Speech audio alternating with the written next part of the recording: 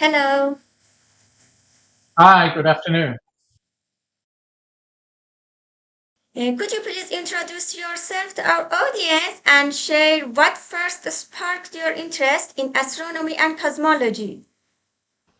Right. Okay. Well, I'm Richard Ellis. I'm professor of astrophysics at University College London, and I decided to become an astronomer when I was six years old. I grew up in Wales, which is part of the UK, in a small village by the seaside, and it had a very nice library. And I went to the library and I picked up a little book, and it was a fictional story about a boy and a girl who went to visit their uncle who had a telescope. And I decided that when I was reading this book that there was a universe up there that was ready for exploring. And I decided then that at the age of six, that's what I wanted to do. And I never changed my mind. And I'm very lucky that I've been able to do astronomy for so long. Now, this book was written by a famous amateur astronomer who had a TV program. And 40 years later, I went on this program, this TV program, and I told him about this little book that he'd written, and he sent me his copy.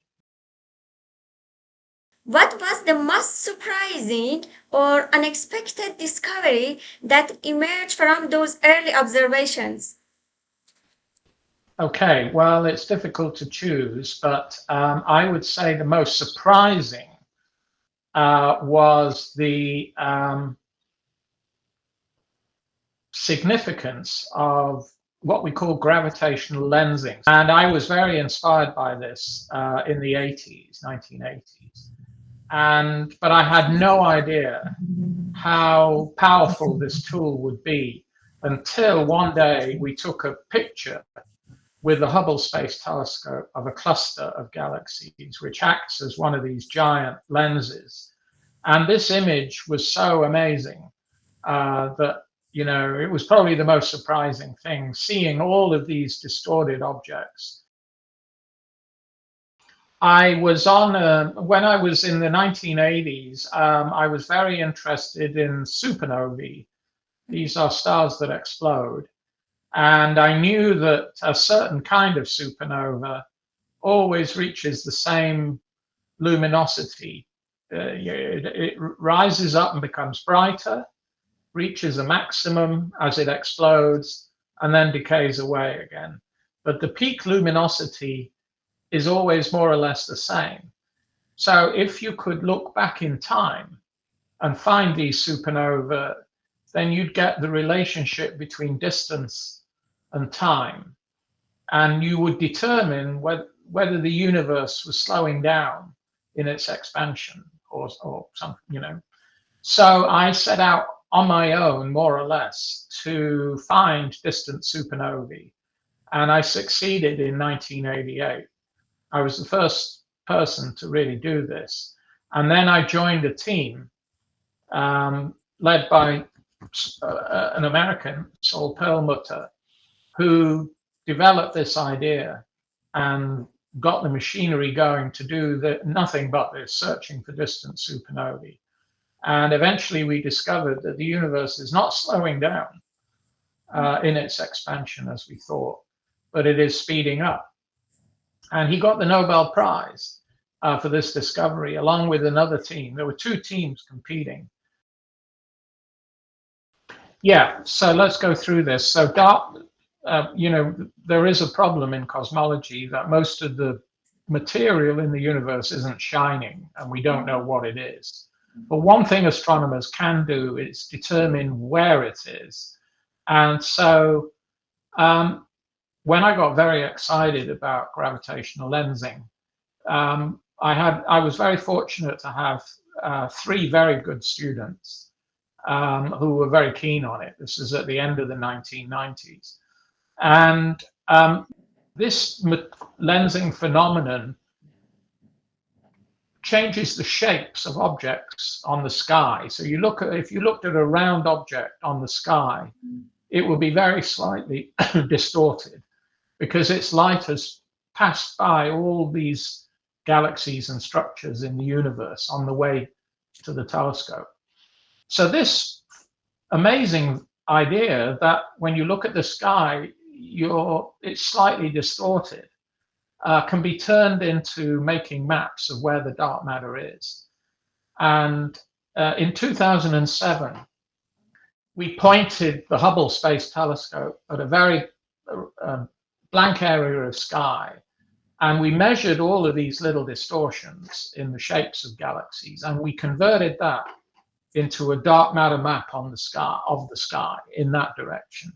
And that was a big breakthrough because we could show that the dark matter is not in a different place from the stars and galaxies, but is indeed, it's like the scaffolding, it's underpinning the galaxies and the structures that galaxies make. And the James Webb Space Telescope is now finding galaxies that formed just a few hundred million years after the Big Bang. Do these discoveries challenging any of our current idea about how the universe began? Not really. I know that people like to imagine that our views of the universe change as we get new telescopes. We certainly changed our view of the universe when we found it was accelerating with the work we just discussed on supernovae. James Webb has been a breakthrough instrument because it's enabled us to look back much further than we would have otherwise done. But the basic framework of the expanding universe and the Big Bang is still, I still put my money on that. I don't think there's any reason to worry about changing the cosmological model. Well, we need to find the first stars. This is, we call this moment cosmic dawn, which is not to be confused with the Big Bang. So the Big Bang happened 13.8 billion years ago, and the universe was dark for a long time, a few hundred million years. And then we think starlight, the first galaxies and stars formed. And James Webb certainly has the capability to witness this moment. So that's one very big adventure that's very exciting. We don't know where black holes come from.